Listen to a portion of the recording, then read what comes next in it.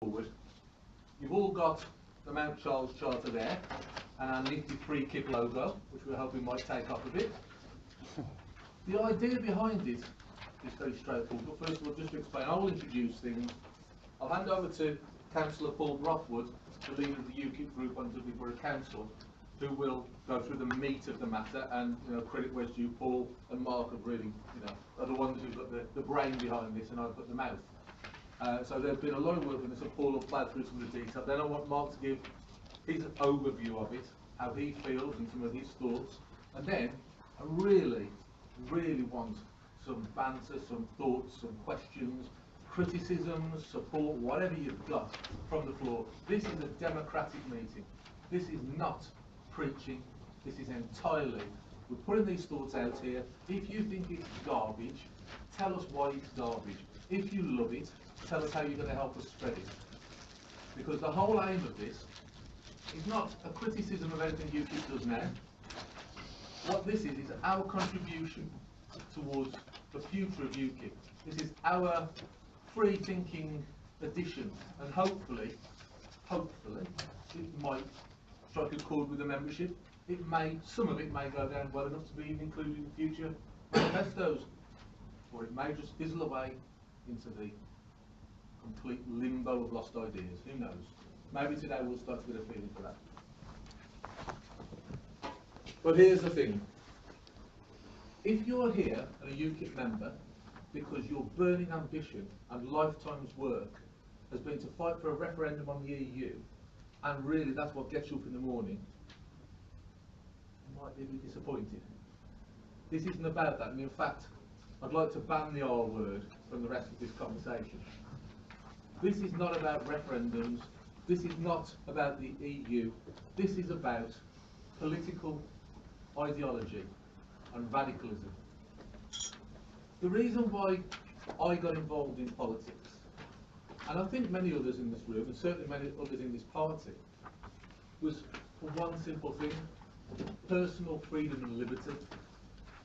I'm totally motivated by the idea that free men and women can achieve so much more than the cattle of the state that we've become, guided and herded in whatever direction that the state thinks best. The establishment tells us we must do this, we must not smoke, we must not drink, we must care about this, we must not care about that. The sin taxes, which we will come on to. The whole direction of government in the UK for 25 years or more, which has treated people as children. We are not children. We have the capacity to be so much more than we already are. My motivation for this feeling is because we spoke about the working class at the earlier excellent meeting. And in fact, we had to change the title of our meeting because it was clashing entirely with that one. I'm from a working class background. My father worked his way through college, apprenticeships, to get himself a decent job. During the course of those years, my grandparents bought their council houses. They showed hard work can achieve things. That's all stopped, or much of it has stopped. And people no longer believe that with a spirit of hard work and individual endeavour you can make yourself great and add to your country. I'd rather have a country full of Del Boys than a country full of Frank Gallaghers of Shameless. And that's what I want. I want that spirit of this time next year we could be millionaires. That will drive this country forward. And people have got to believe in that. And they no longer do. They no longer believe that through their own hard graft, endeavour, skills, they can get somewhere in life. That's gone. And what they look for instead is a handout, a hand up, assistance, the state somehow to be father or mother, or all too often nanny. That has got to stop. To me, personal freedom is everything. And if you stop fighting for it, if you stop battling for it, if every generation doesn't carry on fighting for it, you end up with, well, I'll tell you what you end up with. You end up with Tony Blair. You end up with over a decade of Labour nanny state government. Please don't be shy at the back, there are seats at the front. I don't mind. You end up with nanny state government, which then gets carried on by modern conservatives who are no better. They truly are the heir to Blair. And the freedom that we once held dear as a nation, that we were a beacon of, slowly, gradually, but relentlessly vanishes until you get to where we are now. And I don't believe that as a country we're free, and I challenge you, if you think we're free, try and say something controversial. Try and say something against the status quo. You'll soon find out how free you are. Freedom is the freedom to challenge. UKIP is at its best when it challenges the status quo. When we become a party of the centre, when we seek out the middle ground, we become irrelevant. There is no such thing as the middle ground. The British people can be persuaded to a point of view if you argue it coherently, passionately and sensibly. We must not be lulled into this thought of, let's all be a bit nicer, let's not be challenging, let's not be radical, because that's the most dangerous thing that can happen to this party in this country. And I'll tell you something, those people who stand in the middle of the road, they rightly get run over. We must be the party that challenges from the radical point of view and gives people something to think about. And at the end of the day, if our whole programme that we're putting forward today doesn't get accepted by the party, and the whole party of the programme of the party doesn't get accepted by the electorate, it doesn't matter. What matters is that we've affected the political discourse. And by affecting the political discourse, we will win seats. In our home borough of Dudley, we have 7 seats on the council. We didn't win those seats by being middle of the road. We've got Walsall councillors over here. They didn't win those seats by being yes men and women. It didn't happen that way. And there's many more of you, I'm sure, have won elections and done well. I'm sure you didn't do it by being nice, middle of the road. That's not the way for us. We challenge. In this manifesto, there are ideas that I truly believe use freedom as a form of economic Viagra. I truly believe that the challenge that we're going to put forward to our people will drive forward our economy to the kind of growth we've not seen for many, many years, the kind of excitement in our country that we didn't see since part of the 80s. This is a great opportunity. And I'll tell you something, the global financial crisis, as serious as it is, and it's still underplayed, and we don't even, UKIP don't talk about it enough, we don't really explain just how serious this is. The whole Western world is on the brink. We are indebted past belief. But I tell you something, that's nothing to be frightened of. That's an opportunity. It's an opportunity for change, an opportunity to show people that the old way, the corporatist state that Douglas so eloquently speaks about, has run its day. This is an opportunity for something different, for something that embraces free spirits. And what you get when you don't have free spirits is whole communities in parts of our country, certainly in the Midlands where we come from, and the North as well, and some parts of the South that are reliant on the state. The state provides the jobs, the state provides the benefits. Who provides the wealth? This is the issue. Now, I believe that what we have here in this charter is a radical doctrine for change. I believe it's what I've been searching for since I got involved in politics. It's democratic revolution. And I want that, passionate. That's what gets me to wake up in the morning, is the idea of change through the ballot box that will radically change the way we do business in this country and the way we live our lives. The answer to all our problems in this country lie within ourselves. We can solve our problems. If it's to be, it really is up to us to make a difference. British working people don't need hand-outs, hand-ups, hand-downs. They need space. They need opportunity. Once they've got those things, they don't need some kindly lord of the manor looking down on them saying, oh, jolly good show, chaps. Keep on the good work, do the right thing. You know, hard-working families and all that rubbish. We don't need that. God, my grandparents must be spinning their grave when they're doing this nonsense. We don't need to be patronised. We just need to be given the room to grow. So I say to you that this charter allows us a position where the state remains as a discrete safety net, where nobody is allowed, as the scaremongers will have it, to be out there without medical cover, and you've got to pay a cheque before you see a doctor, and all this nonsense. In fact, we deliberately shied away from NHS reform within what we're putting forward here. This is not a manifesto that covers everything. These are pinpointed ideas which we believe will stimulate the areas that we're aiming at. And what we want is, from today, people to say, you know what, I quite like this free-tip idea, I quite like what they put forward here. Let's start chucking some ideas in. Let's not just leave it in the hands of those two blokes from the Dudley area who we heard talking. Let's throw in what we think. And I know for a fact that Mark's always happy to listen and help when there's new ideas come forward. So let's get some stuff going from this. I really want the input of people to help us with this. Because we're putting down a marker. We hear so much about red UKIP and centre ground UKIP and God knows what UKIP.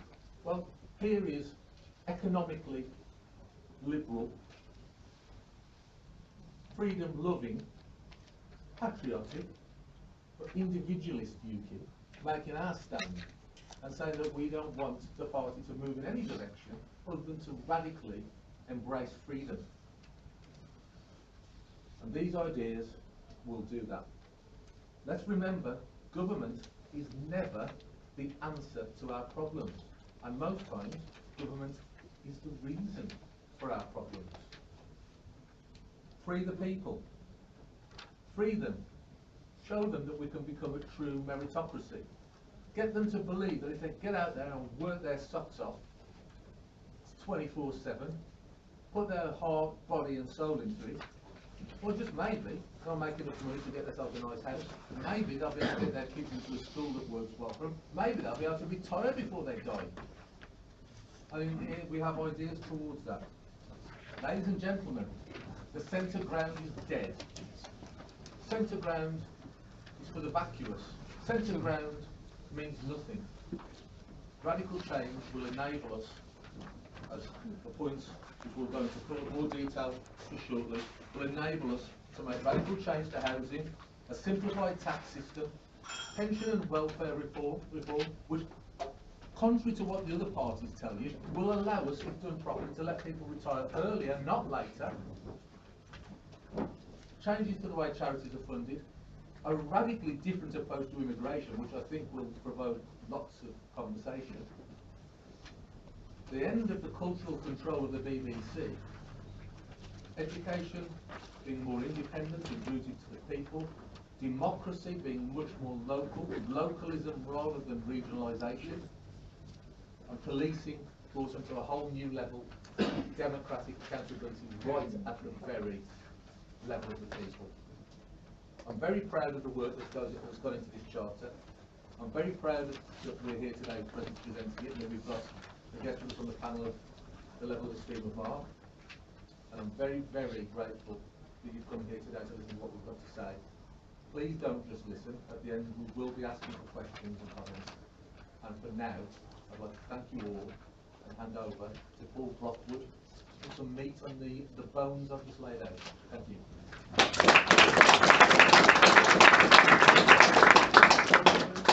Thank you, Phil. I'm going to take you on a journey. Sort of once the election was over and the tears had been cried and sweat mopped off, I went on a short break and sort of travelled through France, Spain, Italy, and ended up in Monte Carlo for a few days. Couldn't afford to stay any longer. And that's where the origin of this charter comes from. Mount Charles literally means Monte Carlo. Yeah. And the principles behind the effectiveness of Monte Carlo is a small state, no or low crime, which is key. And it's that low taxation, that low crime environment that in essence we want this charter to sort of copy. So the underlying principle of this charter is that of a small state cutting the amount that Whitehall has. And if we can't cut it from Whitehall, at least devolve it to local councils. As a local councillor and leader of the UKIP group on Dudley Council, there are so many barriers and huge mistakes made between Whitehall and central and local government. So we've looked at 9 issues, which Bill has mentioned, ranging between housing, foreign aid, cultural control by the BBC. So I'm going to pick on a few points that we've looked at and sort of focused on. All the details sort of is in the manifesto, and the key thing is with this, we want feedback, we want it to be critiqued, we want it to be pulled and ripped to pieces and say, this is a better solution. Because as I say, Phil said at the start, this is about democracy, it's about branch members getting involved and people outside of UKIP getting involved. Because I think there is a real opportunity that if you think of the aspirational working class, which Margaret Thatcher tapped into during the 80s, UKIP must do that to win in the next election. We didn't do it this time, we didn't win enough over, I don't think the manifesto was aspirational enough, and that's what this is about. But we'll only be successful if we debate it, critique it, and get it ready for 2020. Okay, so with regards to housing, that's a huge problem. Most of my local issues on the council is to do with housing, a lack of housing, and often the market or the free market is blamed for not providing enough houses. Well, we've turned it on our head. We argue that it is the state that has created this problem. There are so many barriers to the market for property developers, small and big, that has created such a huge lack of housing, as well as obviously the immigration problem. So we propose, although the state needs to intervene short term, and we have put a short term proposal, what we don't want to happen is have a massive housing building programme over a short period by central government. It won't be efficient, it'll be hugely costly, and it doesn't instil ownership and responsibility to have hundreds and hundreds of thousands more council houses built. So we are arguing for a limited period, the government should build council housing, but done directly through the local councils. However, the key thing is that it's right to buy. People from day one have a right to buy into that council house, ranging from between 20% and 100%. The key thing is someone on minimum wage taking £12,000 a year home must have the right to own their own property. And I think that's fundamental to the understandings of the free market and to UKIP. We're a libertarian party, and we need to ensure the working class, if they are only earning minimum wage, they have the option to buy into property, which is key. So that's sort of our short-term solution. However, long-term, we need the market to take place, and the only way we can ensure that the market, sort of steps up to the plate is to free it and relax some of the planning laws that become, huge obstacles. And that's why we argue for a Royal Commission to be set up to look at what are the key barriers, why are property developers not developing enough, and often the term brownfield sites are the answer. Well, if you take about 90 square kilometres of brownfield sites across the entire United Kingdom, that will only provide 1.5 million houses. If you use every square inch and put everyone into an apartment, well, things don't work like that. And a lot of this land is polluted, so you have to leave it between 10 and 50 years to develop. So we're arguing that some of the restrictions should be let off across the board, and that may include some of the green belt, which is controversial. But when we think about the green belt, we think of beautiful areas. When we look over here, that are green, full of vegetation, but there is a large chunk of green belt that is over-farmed.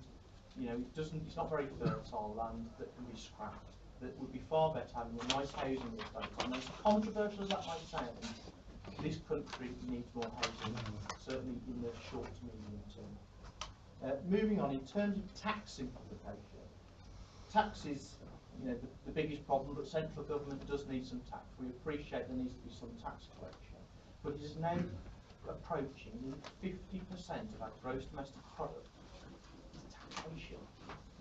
We've more than doubled since the year 2000. The central government collected £723 billion worth of tax every year now. It's a huge amount of money. So we're proposing over the short to medium term to reduce the current spend of 41% of GDP down to 25% over the medium term. We've also looked at sort of tax administration. Our current tax system has over, if you take the tax manual, although there's not one, if you do take it, For all the pages together, there's 8,300 pages in the UK tax system. That is extortionate. It's the second highest in the world. The only country higher than us is India, who's I think sort of incorporated a lot of our administration. So again, it's not fair. You know, it's unfair, certainly on small businesses. Big corporates that Douglas Carswell has talked so much about, they can employ teams and teams of accountants that can play through, that can find the gaps. We want to simplify the tax system, but not just for business, for individuals as well.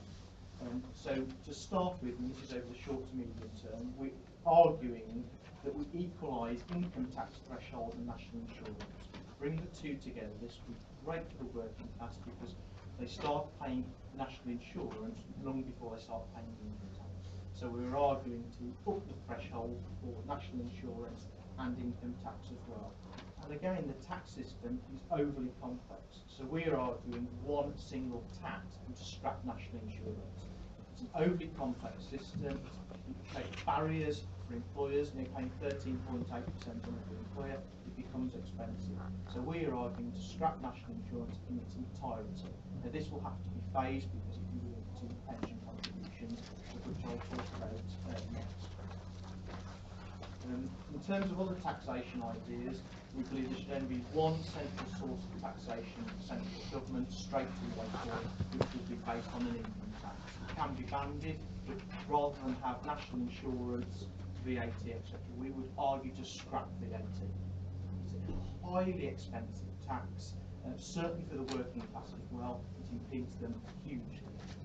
You know, Douglas Carswell used the example of Chianti. You know, if you can afford Chianti and you're paying 100, 200 pounds a bottle, you're not going to miss the effects of whether that's at 17.5% or 20%.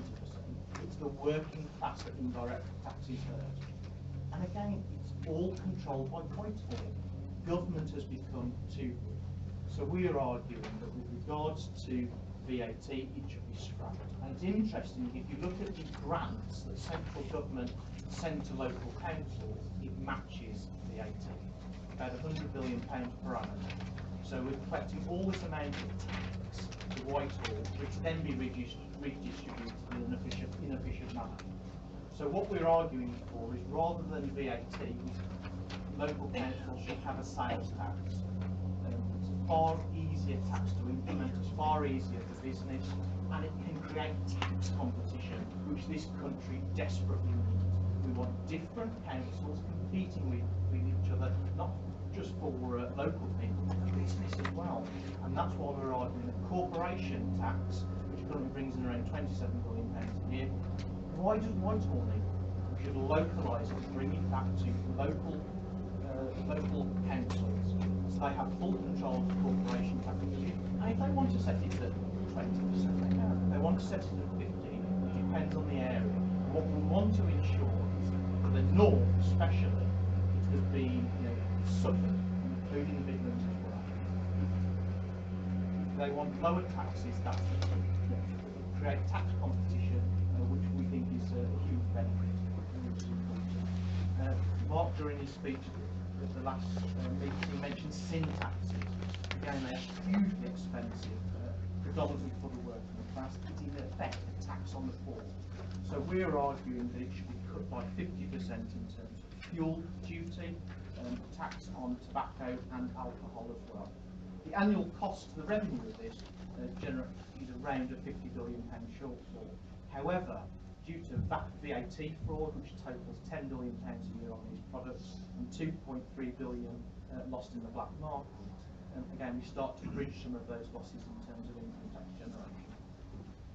In terms of pensions and welfare reform, again, we looked at different options and we looked worldwide at this, but what we're arguing is people are paying national insurance contributions, but at any point Westminster can pass legislation and it just disappears. There is no debt. However, if you actually included the state pension debt into the national government, it would be bankrupt. And that's why we're arguing for a pay-as-you-go system, which in essence ensures that your pension is paid for. The numbers work out roughly for every year that you work, you earn 1/45 of your pension. Now, obviously, circumstances change, the population is getting older, so this becomes very expensive if we leave it on the current system. We are giving huge amounts of debt to the younger populations, and eventually that will have to stop. And we still think it's important for there to be a pension in place for people. I think that's a responsible. I think that's the responsibility of the government, and we fully support the state pension. But it's got to be paid for, and we want individuals to pay for it into a contributory system, so they'll be paying 1/45 for every year worked.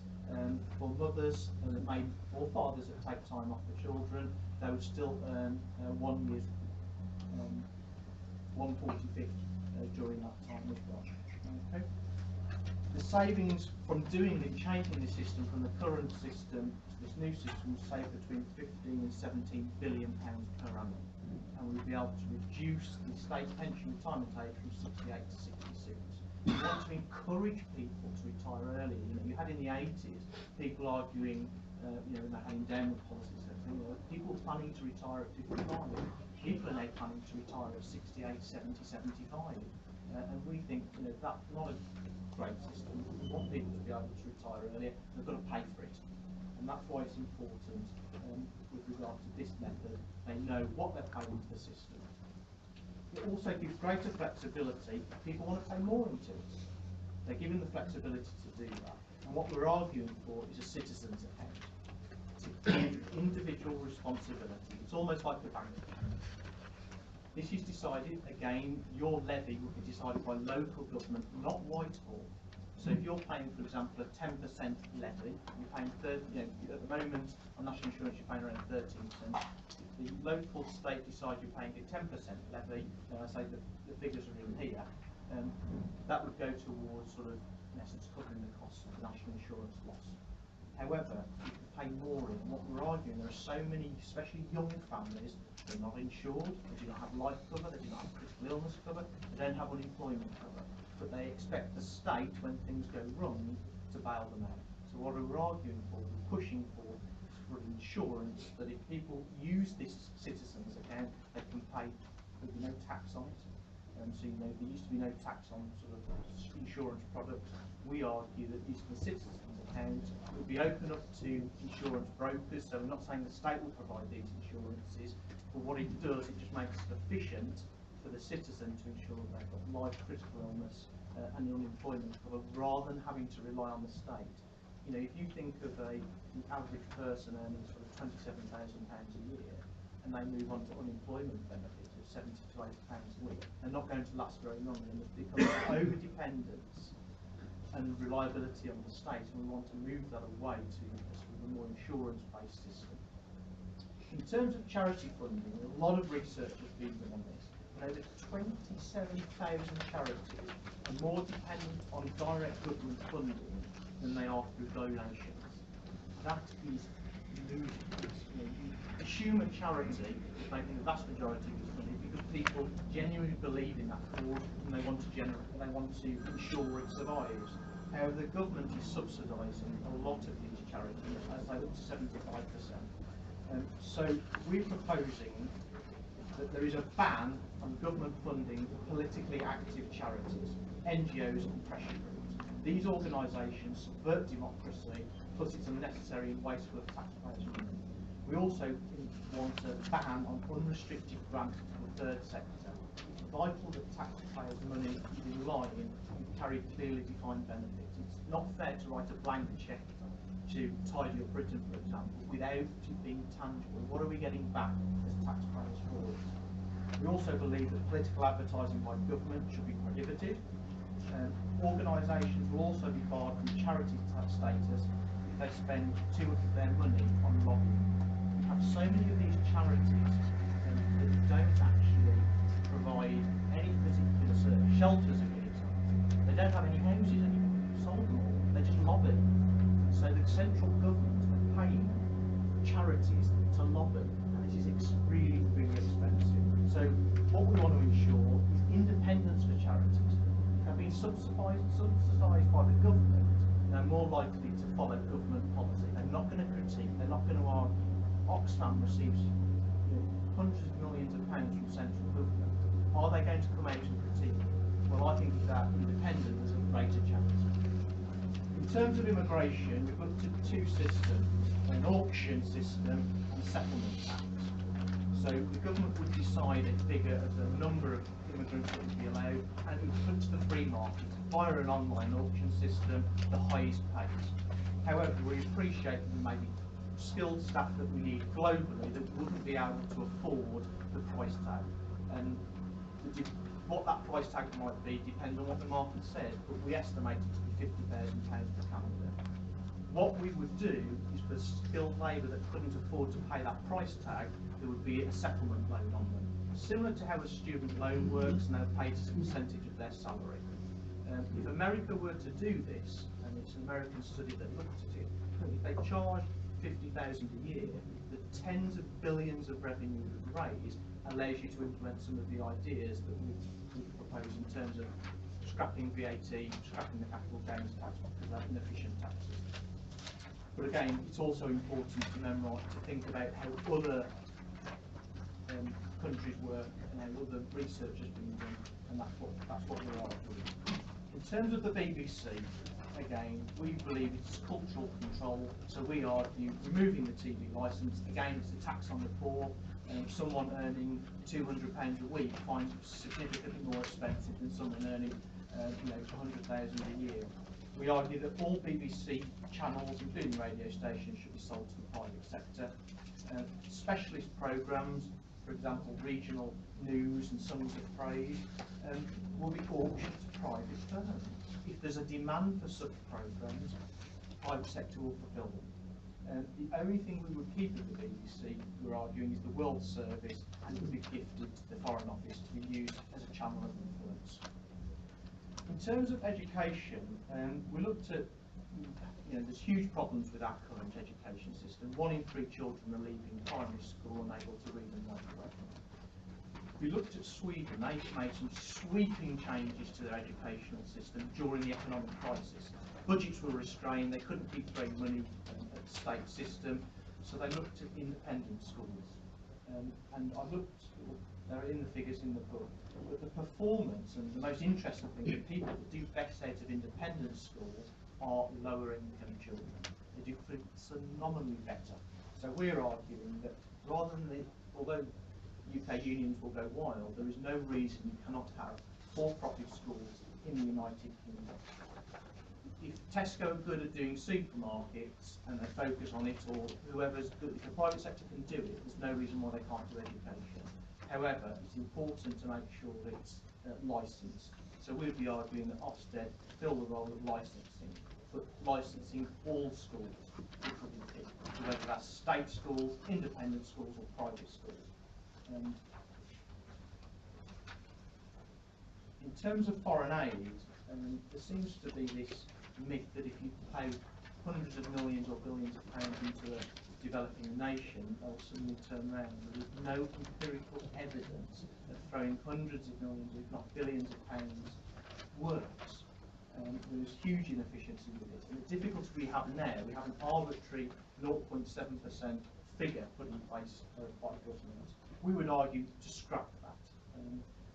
And also, if the government is in deficit, we should not be using loans to subsidise foreign aid. At the end of the day, foreign aid is important, but we would put a cap of £500 million on it. And based on a zero budget assumption, we shouldn't just be writing blank cheques. It should be done on a case-by-case basis. And finally, in terms of policing, the cost of police varies whether it's in central London, Dudley, Birmingham, wherever it may be. But what we want to ensure is that local people have the right to pay for it. So if they want an additional bobby on the beat, which I think we desperately are missing, voters have the right to vote for it. The cost per household will be about £6 per household for a bobby on the beat, which costs about £30,000. So if more than 50% of those that vote decide, they would get an elected bobby on the beat for 4 years. And if they wanted him to be replaced, again there would be another vote on it. It's giving people the responsibility and choice of service. At the moment, if you speak to the general electorate, they cannot name the cost that they're paying towards the police.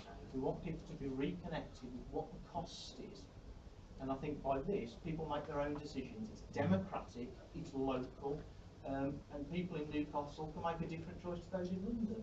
And I think that's the key thing with this. We want it to stay localised. Phil mentioned localism. You know, all these ideas about taking as much as we can, although Whitehall needs some central funding, taking as much as we physically can and bringing it back to local government. And that's what we're proposing. We've done a summary of the proposals, but it's really open for discussion, bits that you don't like, bits that you like, or things that we can expand further. Please feel free to question. Mark,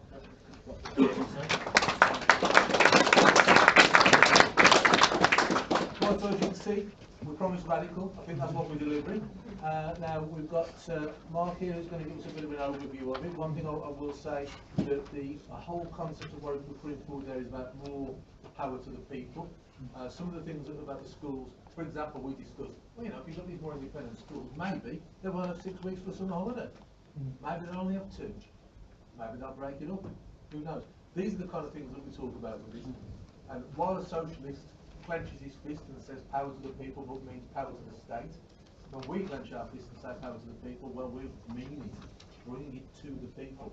So now to rip all our assertions apart and tell us the professional's point of view, Mark Littlewood. Well, Paul and Bill, many thanks for inviting me here, and I've read through this and we've had lengthy discussions and conversations. I need to start with a confession. Running the Institute of Economic Affairs, an entirely privately financed charity, I hasten to add, which not only do we not take state money, I have refused it when I've been offered it.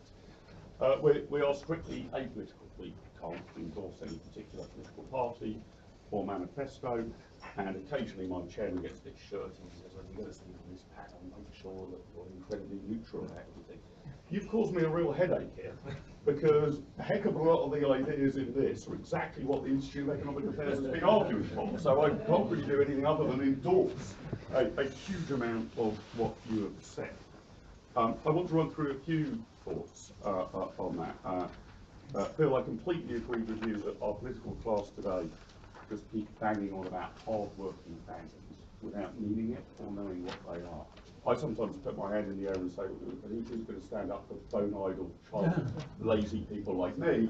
And I think what's significant about this and what you've put together, it is high time, in my view, I speak not as a member of your political party, but as a keen observer of it, that you started having a serious policy debate within UKIP. I don't mean this as a criticism of where the parties come from virtually nothing to 4 million votes. But I think you are now big enough, strong enough, and important enough that you actually have to consider these ideas and debate amongst yourselves some serious policy solutions, rather than being what some people may have considered you hitherto as a kind of rallying point for disaffection. And this, in my view, this document is highly significant and it leads the ball forward in that way. Let me make a few observations, if I may. Having said I like the theme of the document, I don't necessarily agree with all of it. But I think the key part of it is any reasonable policy analysis has to begin with people satisfactorily grasping the facts. And this document starts from there. Let me underscore a few that I think you should know. In rough terms at the moment, 45% of UK GDP is government spending. Just to reiterate your point, nearly half of all money spent in the United Kingdom is spent by the government, not by the free side of the economy. Let's put that in a comparative context. Virtually all economists would agree, and it is indeed unfolding before our eyes, that if you wish to maximise economic growth and increase the prosperity of your population, you need to limit the size of your state to about 20% or so of national income. If you look at the unbelievable strides made in Hong Kong or Singapore over the last few decades, these are countries that don't have any obvious natural resources that have limited the size of their state to about 20% of national income. Most economic historians agree that the size of the state in the former Soviet Union was about 70% of national income. People disagree, the records and the data aren't perfect, but something of that scale. In the United Kingdom today, we have therefore decided to place ourselves midway between the fastest growing economies of the world and the former Soviet Union. Do you think that strategically is actually where you want the United Kingdom to be? Halfway towards the Soviet Union, halfway away from the fastest growing economies of the world over the past 20 or 30 years? I think not. Welfare spending, and I want to pick up some of the points that have been made here. The creation of the welfare state, very well intentioned, provision of a safety net, but has now grown beyond belief. Welfare spending, by which my definition is taking money from one cohort and giving it to another, generally from the rich to the poor. I'm not saying it's a never intentional thing, but transfers of money now come in the UK at £10,000 per household per year. That is the cost of the welfare state. £10,000 per household per year. Do you not consider it staggering with that level of spending that we have not eliminated poverty in the United Kingdom? All I hear is there's still problems with poverty. So what, one more heave? Have we only got that to £11,000 of spending per household per year? 12,000? 15,000? Would that finally crack the problem? The welfare state in terms of transferring money as we know it is broken and I think needs to be rendered dead. That does not mean there should not be a safety net. That does not mean that there shouldn't be help to those who genuinely need it. I think some of the ideas in here are excellent in terms of savings you go systems, personalising welfare to your own particular accounts. I want to pick up on the point about education. Sweden is often put forward by those on the centre-left as some beautiful, brilliant, social democratic, progressive Nirvana. In fact, the great triumph of Sweden over the last 15 or 20 years has been in free market reforms. And I think most interestingly, in allowing schools to run at a profit. You are allowed in Britain to become a multi-millionaire if you can run a brilliant chain of 5-star hotels, a network of pizza restaurants. You can become rich on this. But you cannot run a chain of schools that make our young people numerate and literate and make a penny out of it. That is insane. I want people to get rich and be entrepreneurial by radically improving our education system. And if there are entrepreneurs and experts out there who can do it, they deserve the wealth that flows with that. And we need the incentives in that system. And to underscore the point that Paul was making, this isn't a get-rich-quick solution. In fact, in Sweden, you found it was in the most depressed areas that you needed the for-profit motive. And although I welcome what the Conservatives have done with free schools, they haven't gone far enough. Because without the for-profit motive, what you typically find is that free schools are growing up in the leafy, rather affluent suburbs. Middle-class people who have either got time or money on their hands are able to bandy together and perhaps set up a better school. And good luck to them. I'm not poo-pooing that. But in deprived inner city areas, that social capital doesn't exist. You need real capital to get our schools improving in boroughs like Hackney, I dare say in areas like Dudley as well. And that requires the for-profit motive, and we should be unashamed about that. Debt. You've sketched out the scale of our debt position in this document, I think very eloquently. If you were to build in not just our balance sheet debt, effectively what Her Majesty's government owed partly, but also our liabilities, which if you were running a pensions company or insurance company, you would have to list. And frankly, Her Majesty's government, if any pensions company was operating in the way that George Osborne, I'm not personalising to him, Her Majesty's Treasury operates, they would be sent to prison if you're on the board of a pensions company operating like this. You need to list your liabilities. So this isn't just how much are we in debt. What are the promises we've made on spending that we're going to have to fund at some point? So this includes the public sector pensions, time bombs, the state pensions, time bombs. We've made these promises essentially for all intents and purposes legally contractual that we're going to have to fund. That puts us overall in debt in the UK to a tune of a bit more than £6 trillion. £100,000 for every man, woman and child in Britain. Colossal government overspending. is spending vast amounts of money you do not have was the route to economic success. Greece would be bailing out Germany, not the other way round. So I think that I wanted to just use some words of Ronnie Reagan's. In Reagan's great speech to the Republican Convention in 1964, he said, "There are no easy solutions, but there are simple solutions. And the simple solution is to allow the market to operate, free men and women to engage in voluntary exchange." He also once wisely said that the 9 most terrifying words in the English language are, "I'm from the government and I'm here to help." I was really pleased to pick up on the immigration thing here. I know this is a big issue for UKIP. The Institute of Economic Affairs probably takes a slightly different view on immigration. But I was delighted that you suggested a marketisation of the system. Whatever you believe the inflows of people to the UK should be, please don't put it in the hands of bureaucrats. We have a system at the moment in the UK that is so extraordinary. This literally happens. If Manchester City want to sign a new Brazilian attacking midfielder, they need to pull together video footage of this guy playing football and put it in front of a bunch of bureaucrats from the immigration department and seek to persuade these bureaucrats, who have no knowledge of association football whatsoever, that this person is talented enough to warrant a visa. Forget that. Just charge Manchester City Football Club a fee. If this guy's good enough and somebody wants to employ him, have a levy on it. I think your settlement loans are interesting ideas around settlement that. I actually think that the private sector could step in there as well. I think you would find companies in the City of London taking on very bright people, and if you like, lending them the money or stumping up the money themselves or taking it back as a levy on salary as these people progress. So I think that really, really moves the ball forward. And a plea on that, because where the IEA initially got the idea from was from the Nobel Prize-winning economist Professor Gary Becker.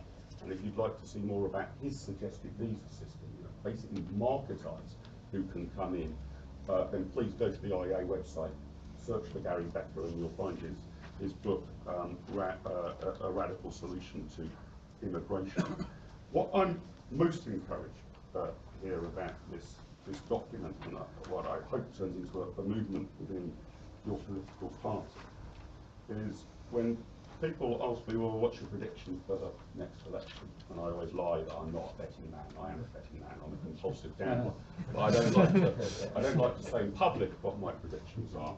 But I will make this prediction, that the next election, and the one after, and the one after that, is going to be won by the Workers' Party. Literally the Workers' Party. Which political party is going to be aligned most closely to the workers? The only thing in doubt is which actual political party that is at the moment. Which party is genuinely going to take up that mantle? I think there's a real issue that the Labour Party, so-called, is not actually about Labour anymore, it's about the defence of public sector privilege. I'm not sure the Conservative Party is or is seen to be on the side of people who actually work. And I think that you should seek to make yourselves the Workers' Party, genuinely on the side of people who work. For those of you who were here earlier about just beyond that door on our IEA session on who will stand up for the working class, I just want to, I threw in a few stats there, but I just want to give you a few other stats to conjure with, which I think should incline you in the direction of this policy document. Government should be as small as possible. It should provide a safety net when people are in real trouble, but the rest of the time it should leave ordinary working people to get on with their lives. C1 and C2 voters agree with that statement more than any other social demographic in the United Kingdom. A plurality, and again, more than any demographic in the United Kingdom of C2s, say they would use and would choose to use private health and education if they could only afford it. Working class voters are not against the idea of welfare, but by a net rating of plus 18%, They say the welfare state has become too generous to people who don't try hard enough to help themselves. They also say, going to your point about local communities making decisions, they have the largest net support for the following statement. Decisions about public services should be made as locally as possible to reflect the needs and priorities of local people. Far more supportive of that, actually, than ABC 1 voters. And a full 54% outright of working class voters agree with the following statement. We must live within our means, so cutting the deficit is the top priority. I think there is a well of support out there for the sort of ideas included in this document. I'd encourage all of you in this room and in the wider party to develop them, cross-examine them and refine them. It's more than an encouraging start. And so my message to you is, workers of the world unite, not in favour of the state, but against it.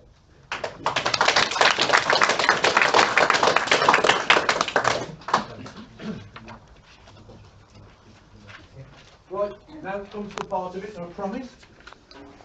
Questions. So, whoa, this is good. Okay, gentlemen there, I've got my own audio. My name's John Bailey, UKIP Croydon. I have a question. I have to confess, I was trying to ask at the previous talk, but unfortunately there was not time.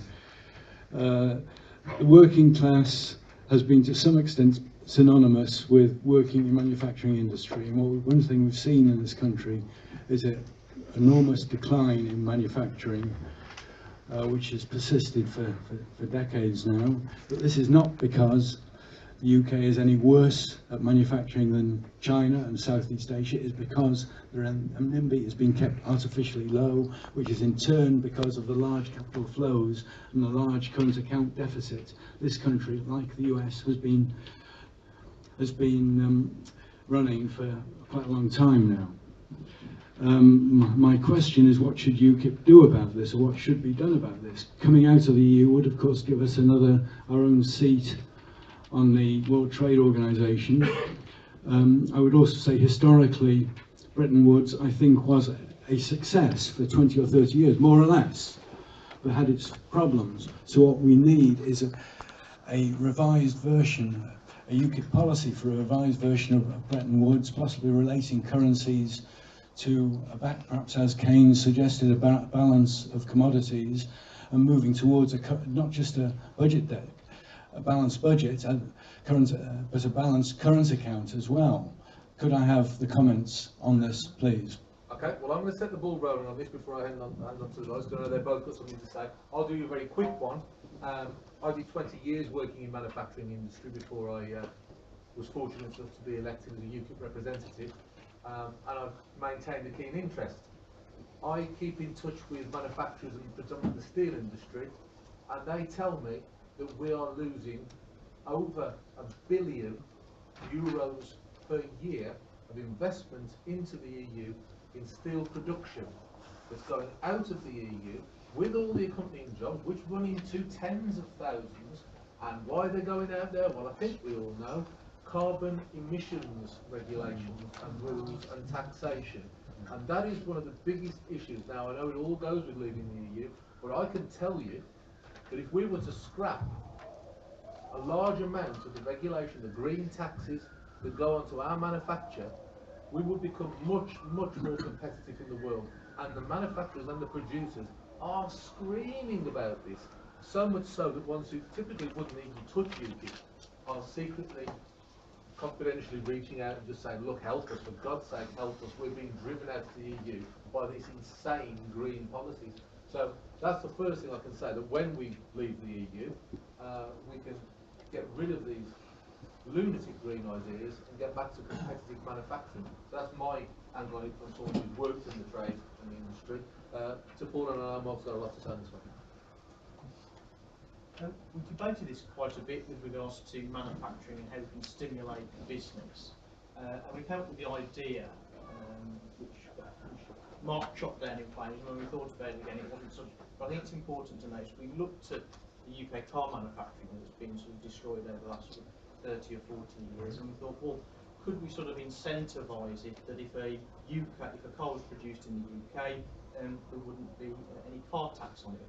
So many company cars are brought in the UK, it would be a huge coup. But why should we choose one particular industry? I think so Mark made that very clear. So we came up with the idea of tax competition. I want Dudley Council to compete against London Borough Councils, Newcastle councils, to bring Nissan or whoever it may be in terms of manufacturers to their borough. And the way of doing it is lowering taxes.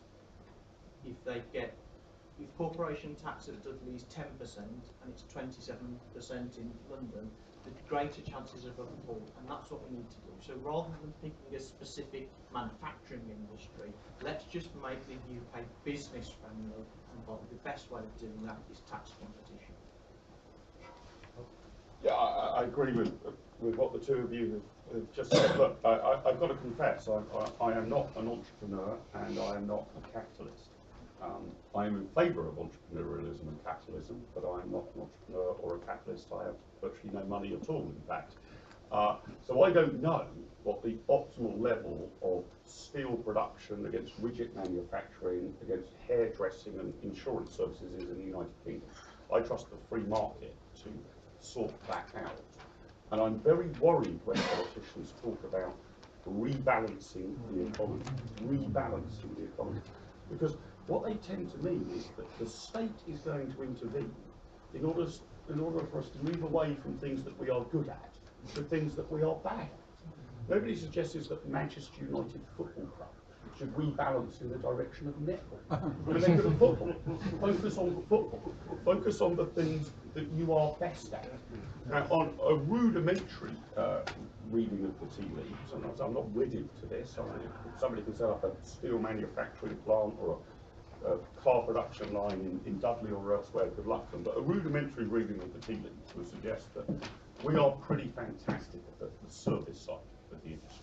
Financial services, absolute world leaders in, insurance, all of the rest of it. There are other areas we're perfectly good at. I'm not saying that doesn't mean you should never make a widget in the United Kingdom.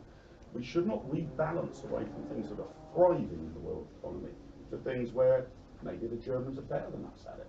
I don't want to live in a world in which we're insistent that we are going to make our own cheese and wine rather than buy it from the French. I'm happy to buy cheese and wine from them and sell them insurance policies in return. So let's not rebalance the economy. I think the points made previously there, Bill, you're absolutely right, that the best thing you can do for manufacturing is what you can do for other industries. Get red tape and taxation out of the way. It is hugely easier to run a car manufacturing or a widget making plant in China.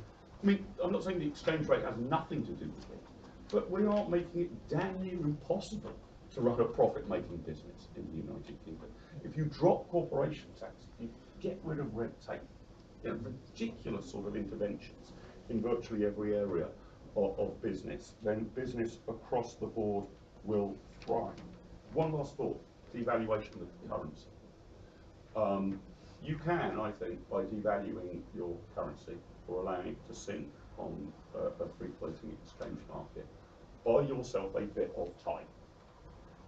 If the pound collapsed, it makes this a lot easier for us to sell stuff. It makes it a lot more expensive for us to go on holiday to Spain or whatever, but it makes it considerably more attractive to the Spaniards to buy our widgets or our insurance policies. But it only buys you a bit of time.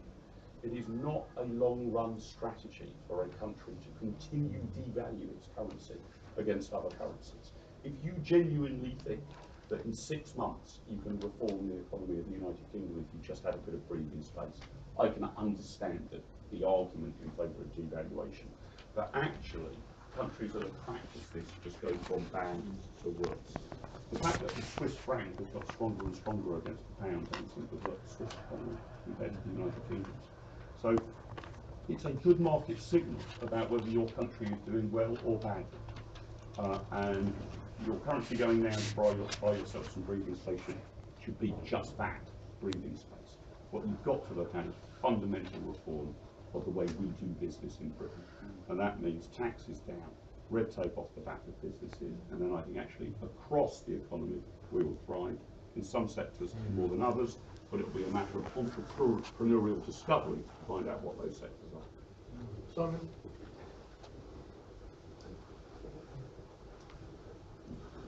Simon Richards, the Freedom Association. Thanks so much for your very kind words at the start of this meeting. I haven't been to a meeting that's given me such enthusiasm for a long, long time. I think it's absolutely fantastic what you've done, and I absolutely agree with the point that Mark made about the need for you to have a debate and how refreshing it is. Just a year ago, there were suggestions within UKIP that the way to sort of win working class support was to have more taxes on luxury goods and everything. I thought that was so much the wrong way to go about things. And I think what you've got in this fantastic document here, and it's wonderful to see the flame of freedom, by the way, reappear, it is a much, much more intelligent way of doing this, and I think it can really succeed. I've long had a theory that the welfare state is run by essentially little toffs, the professional classes, in the name of the working class for their benefit. And so I'd be interested to know what your views on this. And I'll just give a couple of examples, I think, of instances of that. I remember many years ago going to the Royal Opera House, and I was appalled to see in the bar, most people were drinking champagne, the most expensive drink on top of it. And that, I think, is a classic case where the Arts Council subsidises the tickets. So instead of having a sort of £300 ticket, you might have a £200 one, all in the name of, oh yeah, ordinary people can go. And I think that's nonsense. I think it just means that wealthy people get there on the cheap. And another example, I think of again, I call them and Mark mentioned this about the Labour Party having become an interest group really for this one, but something I think is truly obscene, something that's coming in a couple of weeks' time, this carrier bag tax. That was put in by Clegg and the Lib Dems. You know, he goes in his Chelsea tractor, you know, down the King's Road with his posh Spanish wife, and of course they have their frightfully smart sort of card bags. If you like, sort of me and others, you know, who are sort of struggling along to Lidl, you know, with their carrier bags, you know, if you have one of these posh paper bags, they dissolve in the rain. But it just seemed a classic. That is, I think, an appalling tax on the poor. And I'll just one final example. I'd just like to see if you agree with any of these. Another thing I think is the lottery. Now, I've absolutely no objection whatsoever to gambling, and I know that Mark certainly hasn't.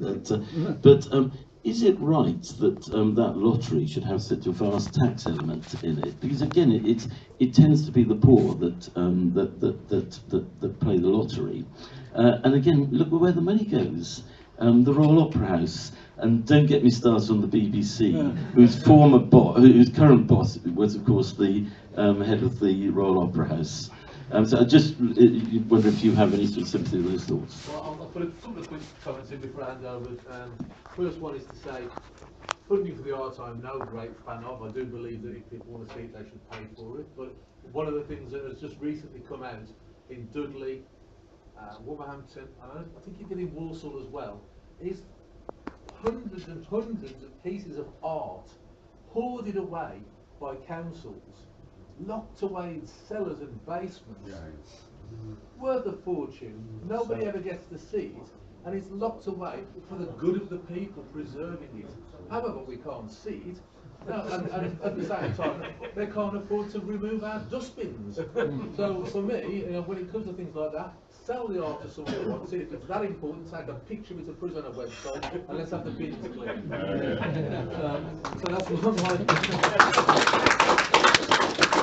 my position on that one. I'll hand over to you guys. Just quickly on welfare reform, there's a huge amount of fiscal churn.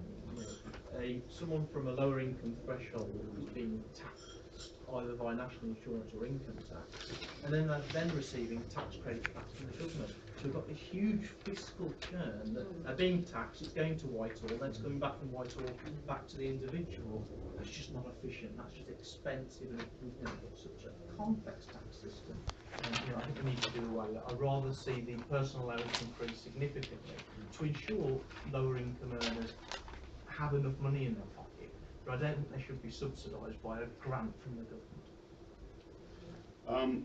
Lots of interesting points there, Simon. The carrier bag tax, I think it was a couple of years, 2 or 3 years ago when the UKIP conference was at Methodist Central Hall in Westminster.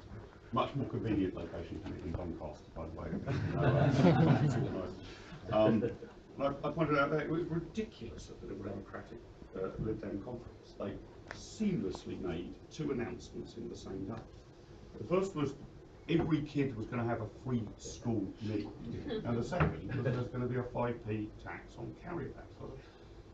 If little Johnny takes his school meal home in a doggy bag, are you therefore going to charge him the 5p, or does it still need to be free? It's symptomatic of an awful lot of taxes, and it's particularly in the sin tax area that I see.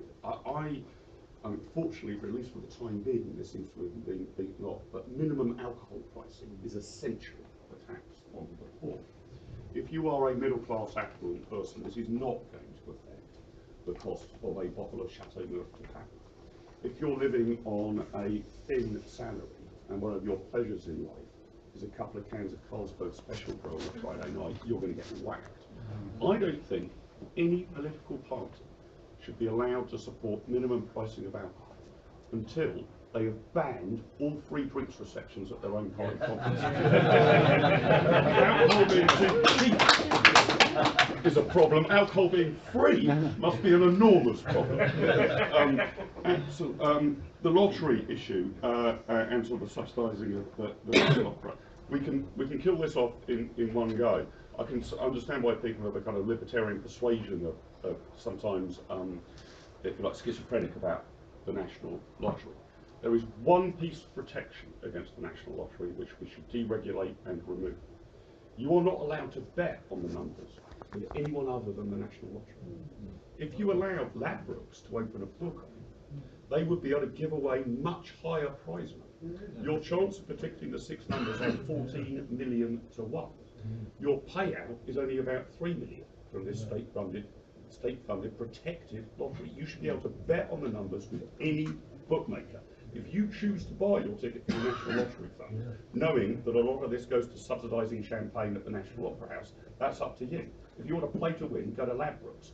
If you actually remove that regulation, the whole thing actually unravels. So it is a state-protected, state-regulated monopoly, and I disapprove of those in virtually every shape and form. Yeah, like the BBC, I agree with that as well. Very good. Right, I'm going to be clever now. I'm going to try and take 3 at a time. So please do me a favour and keep them relatively short, because I don't know the rest, I can't remember too much. Right, okay, so we'll go to this gentleman here first. I'm Gary Cart from Surrey. And there's so much in here I'd love to take issue with, but I'll deal with one question right now. The education policy seems very restricted and very narrow and only focused on primary education. There are massive issues as you go through the educational system, and there are radical solutions. A guy in Israel called Shai Reshek is running an organisation called University of the People and providing tuition-free university education in the third world for $500. There is absolutely no reason why kids are leaving university today with £30,000 worth of debt and starting life in that way. And we have to have a radical rethink on how university education is delivered and how it's funded. And the microphone forward. Thank you very much. Hi, I'm Noel Matthews. I'm UKIP's Northwest Regional Organiser. I joined UKIP around about the same time as you, Bill, as you know, and I came from a background of a couple of decades as an activist in the Conservative Party. And one of the things I was looking for when I joined UKIP was exactly this kind of attitude, I think is the right word to use, towards policy development. And so I welcome it. I'm really happy to see it, because UKIP They don't have a Boer group whose stated mission is to develop policy for the Tories. They don't have anything at the other extreme, which is Labour Party's ongoing consultation with its members on policy. I'm not sure how much of that makes it into policy, actually. And we need something like this. It's actually a shame that nobody, like the head of policy, is not in the room to hear about this, to see it and to support it. So I've got a broad question about that. Do you think, I mean, I've encountered resistance to this kind of idea over the past 5 years. Do you think that's because UKIP, which doesn't have what I consider to be a coherent ideology, does it benefit from not having that? Or does it need it? Which one is it? On one of the policies that you covered here today, I have a question about that. The tax policy that you laid out, to my mind and to my recollection, was pretty much UKIP's settled tax policy for the whole of the time since I joined, up until May of this year, when it was ditched, I think, overnight almost. And I just wondered if you understand why that happened, and why it shouldn't have happened. I'll take one more from the hack. By the lady right at the back, which is very enthusiastically waving her hand. Right, here's the first. Just a few things to throw in. HMRC said the number of companies in London registered for VAT who closed up shop when the congestion charge appeared was quite a large number. You might like to check up. That's a local idea, killed my business. Alcohol taxes, the duty goes on the volume, VAT goes on price. If you polish VAT and just put the one duty on, then supermarkets wouldn't be able to undercut. Makes it simple.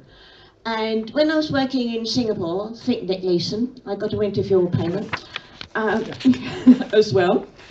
But you mentioned the fact that they spend only 20% of expenditures government. Well, out there, children are expected to support their parents. It's sort of a Far East thing where they don't really have a sort of pensions sort of budget. It's one of the things that is missing. Maybe that ought to be considered.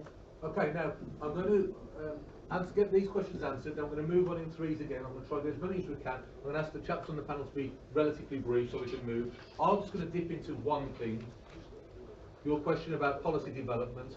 In my opinion, we must have a coherent ideology within UKIP.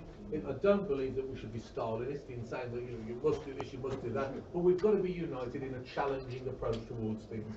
And whilst the presentation of our policies in May was very professional, I personally don't think that those policies were radical enough, hence why I'm standing here in front of you, and I think that we fell down by not having something that was sufficiently different to the others, and I hope that the ideas that we're bouncing around today, positively, supportively of the party and its leadership, will help for us to have a more intelligent and thought-through platform for the future, and I would be delighted if the ideas of free kick, which I'd like us all to become freaks after this, I'd like those ideas to be taken on, and we can then push forward for them. As a gentleman put forward something about education, fantastic, great. I'd love to hear more about that afterwards, and maybe we can swap cards and details. Let's learn and let's put that in. And the great ideas from the lady at the back and the things she said, I shall hand those to the chaps to say. But this is the key thing. This is a positive movement to try and help the party have an ideology, have a spine of thought, and be more radical than maybe the missed opportunity we had in May. Just a point on education, I think this is purely a starting point. We couldn't cover everything. I think we looked at sort of primary schools because in essence we've had so many lost generations through poor state education, terrible state education. That was just one area that we looked at. We need to broaden this to certainly secondary education, college and university as well. You know, I think our education system has been infiltrated by the left, and we're paying for it. We're paying the price, and that's why this is purely a starting point, and we'd like to build on it with the help of UKIPers across the country. A couple of thoughts on what's come up. On the party political side, sort of, do you need a coherent ideology? I'd like to think yes. I'm an ideologue. I'm a professional ideologue. And you know, we argue at the IEA from first principles. I wish political parties did that. I understand in a way why they don't. Political parties are coalitions of people coming from slightly different angles. If you haven't got a totally consistent ideology, I think at the very least you need a consistent brand. That people need to know where you're basically coming from. Right? And I actually think people do know that actually about the Conservative Party and the Labour. They know roughly where they're coming from. I'm not sure whether they know it about UKIP necessarily. They certainly don't know it, and so one shouldn't speak ill of the dead, but I'll tell you an anecdote about the Liberal Democrats. This was summed up brilliantly by a now ex-Liberal Democrat MP, well, nearly all Liberal Democrats are ex-MPs. It was like, here is our problem. He was actually asked, if each political party was a supermarket, what supermarket would your political party? So that's an interesting question. His answer went something like this. If the Labour Party was a supermarket with Tesco, big industrial scales from everywhere.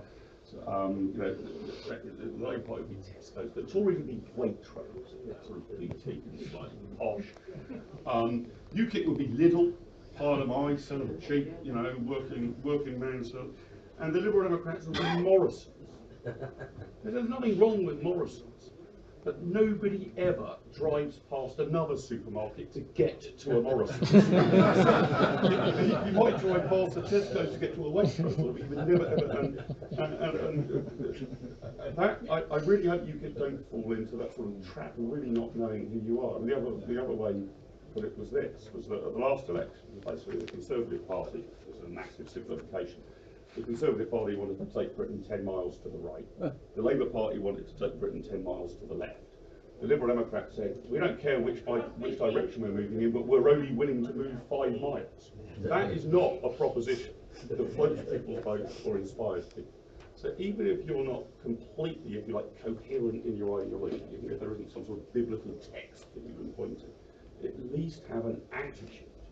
And I think there is a massive gap in the market for a party that is anti-establishment, highly sceptical of the state, not just at the Brussels level, but the Whitehall level. Please don't believe if we leave the European Union that every civil servant in Whitehall is secretly a Hayekian capitalist who is actually just having their wings clipped by Brussels. We've had regulation of the curvature and shape and size of fruit in Britain by British regulation since the 1960s. I think you've got to, if you like, expand the I word of your party about independence, and to continue to be highly sceptical about Brussels intervention, but be sceptical about intervention at all levels of the state. On Hazel's point about VAT registration, I'm just going to pick up the sort of the point on alcohol.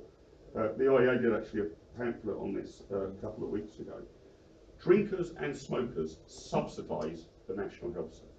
Subsidise. The amount spent on treating tobacco-related diseases, drinking-related illnesses, is considerably less than the overall tax. It's smokers and drinkers like me who are the patrons.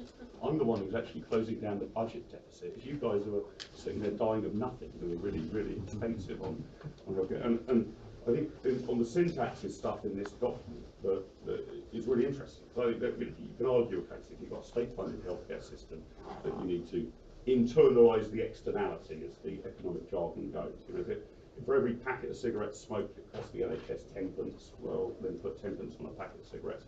We've gone well beyond that. We are now punishing people for lifestyle choices. It's absolutely outrageous. Finally, on the universities point, that is where the free market wants to take universities. I think it will, in a generation or two's time, will be considered ludicrous that you go away and live in a drafty room for 3 years with a bunch of other people aged 18 to 21. You turn up at a lecture theatre to hear the same lecturer deliver the same speech that he's delivered for 40 years. It's just where we put on YouTube, rather than turning up to a lecture theatre to hear it. And the cost will come tumbling.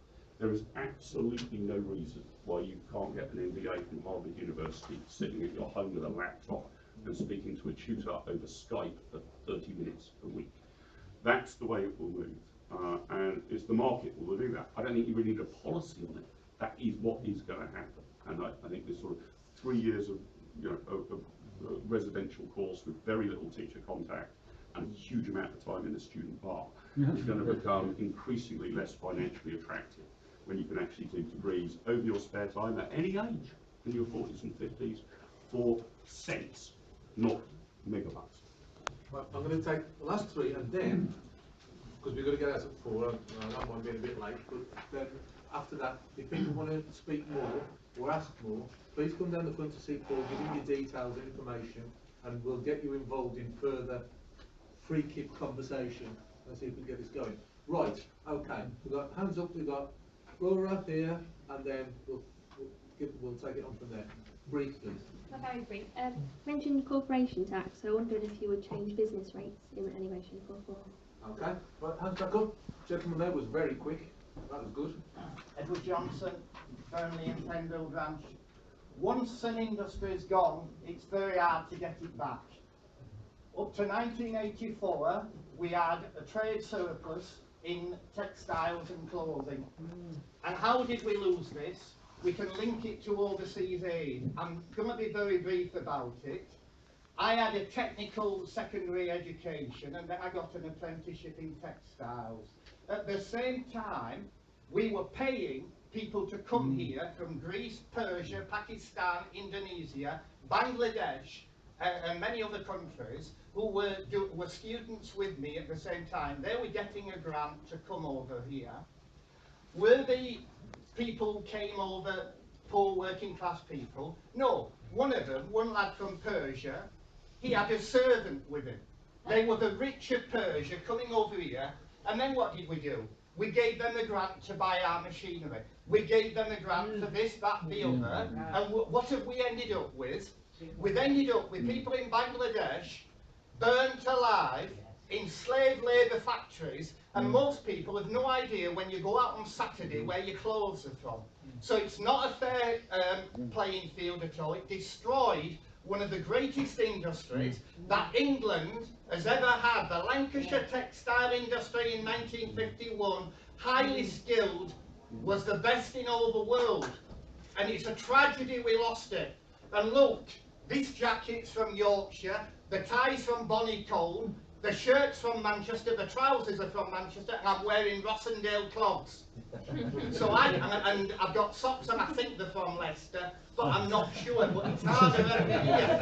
And the thing is, Krefeld has got an industry, Stuttgart, Roubaix and Lille have got textiles, Milan and Prato. We're not talking about just people in Bangladesh, we're talking about, if the Germans can have it, and they've used our technology, it was all Lancashire technology. If the Germans can do it, why can't we? But we might need to kick-start it. Yeah. That's the problem. And one last thing, and I'm sorry, I'm grateful for the time. We're talking about the working class. I'm working class. I worked all my life. And the thing was, working class people, if you're going to give them support, they need work. And not everyone can work in the City of London. We need to map things, like we used to do. Thank you. Okay, sir. I'll have to give them there, those two, and then I will probably have to wind it up. Let's see. Thank you. 2 points separate. Firstly, very brief. Foreign aid, disaster relief, hurricanes, earthquakes, and Ebola. Secondly, national tax going to local tax. Things have changed. It's all very well saying put everything onto a local VAT. But if all your goods are coming out of Next's office in Leicester and it's being sent out by the internet, that means all the other places aren't going to get anything from that. Same thing with corporation tax. We've had a lot of talk recently about places like Starbucks and eBay putting all their head office, so-called, into Luxembourg. What if we did the same thing with corporation tax, and you found one little authority who would charge next to nothing because next to nothing of a lot is rather better than a lot of not very much. Okay. Hi, I'm Daniel Buckingham from Chester and Amersham. What I'm going to say links to what all these people are saying. That's about decentralising the economy. Where I live in Buckinghamshire, about 10 to 15% of the people work in the public sector.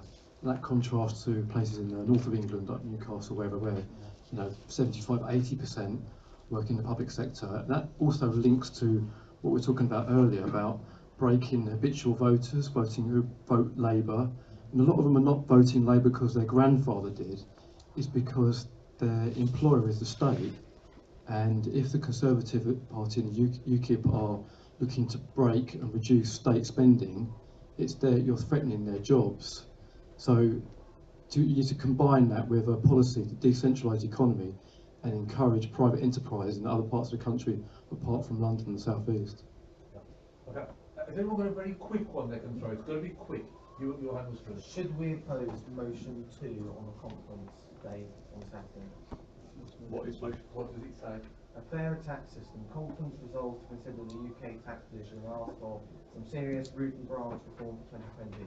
This includes making the tax system fairer and more progressive with better controls over corporate tax returns of worldwide conglomerates and eliminating avoidance and Okay.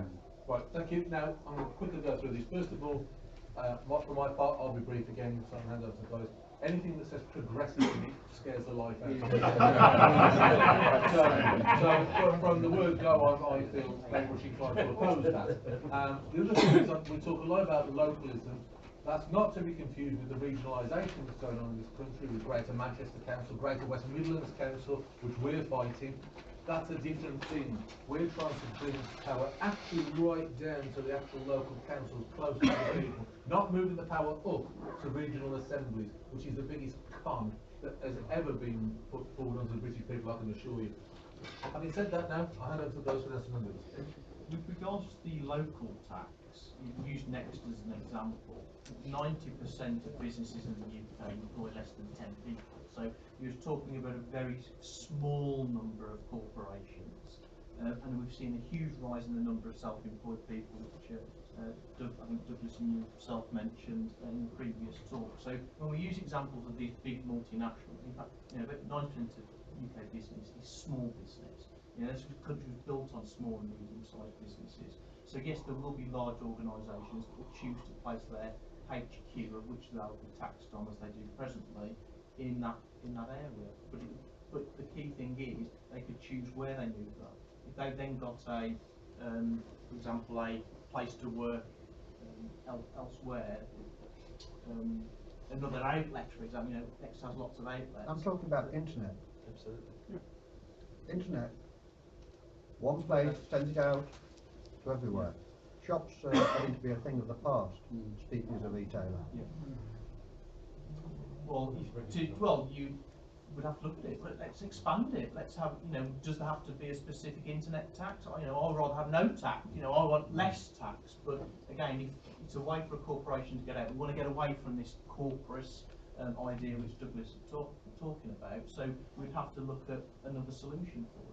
Yeah, you're right. There are, that is a growing need, and we have to look at it. But that's what this is about. So whether it be an internet tax or whether it is collected by Whitehall, what we're trying to do is get as much away from Whitehall as we can. Thank you. Well, to pick up Laura's point on business and corporation tax, this gentleman's point on the difficulties effectively of tax collection in a world in which human communications are enormously cleverer, in some ways more complicated, in some ways more simple than they've ever been before. Let's be clear about one thing at the outset. There's only one thing you can tax: human beings. This idea that you can tax companies as if somehow the bricks and mortar are hanging over money, or corporations. You can only tax human beings. Okay, you can amalgamate them into companies or corporations or the rest of it, but that's all you can tax: human activity. I think there's an interesting question then about whether you should tax business at all. I mean, why tax business? I mean, if tobacco tax is there to deter the consumption of tobacco, alcohol tax is there to deter the consumption of alcohol, what is a business tax? To deter business.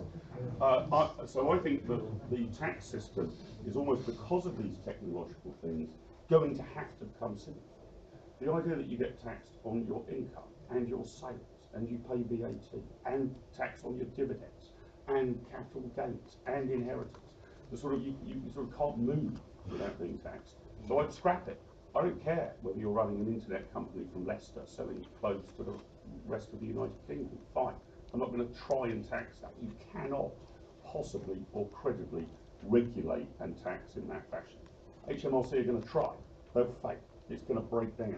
And actually all these tax avoiding schemes that's caused so much trouble is effectively a failure of the state to find a simple mechanism of taxing human activity.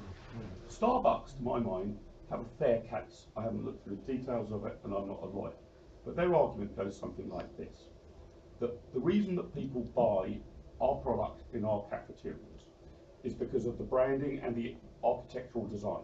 It gives us an edge over Jim's cafe next door.